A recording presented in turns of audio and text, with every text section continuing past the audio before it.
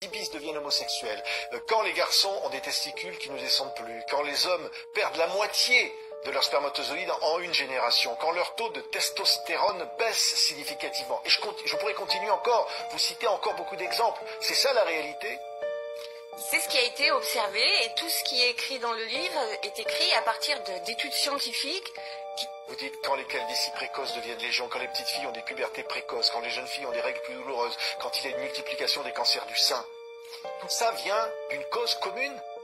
Les perturbateurs chimiques, qu'on appelle perturbateurs endocriniens, quand ils s'attaquent aux hormones à l'intérieur des organismes.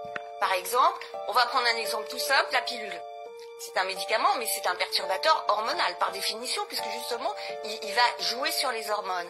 Eh bien, la pilule, les femmes le savent pas toujours, mais c'est un cancérigène, classé officiellement cancérigène par l'OMS, avec 38% de cancer du sein en plus quand on est sous pilule. Oui. Alligator, les femelles alligators ont commencé à avoir des ovaires qui ressemblent un peu aux ovaires polykystiques qu'on retrouve aujourd'hui chez les femmes.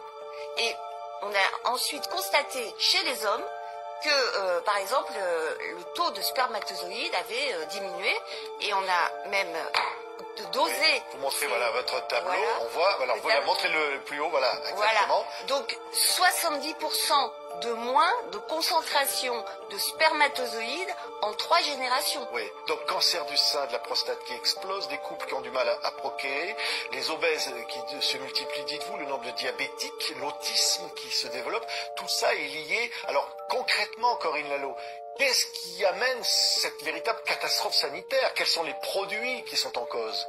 Alors les produits, moi je les ai regroupés en 6 familles, hein, mais principalement les pesticides, les médicaments ainsi que les additifs alimentaires. Donc les médicaments, beaucoup de médicaments sont féminisants pour les hommes.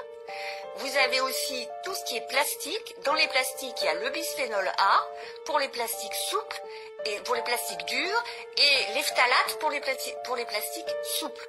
Donc les plastiques sont aussi perturbateurs hormonaux et féminisants. Oui. Vous avez les perfluorés, donc au fluor, c'est ce qu'on met par exemple dans les poêles, dans les cuisines, c'est ce qui est anti-adhésif.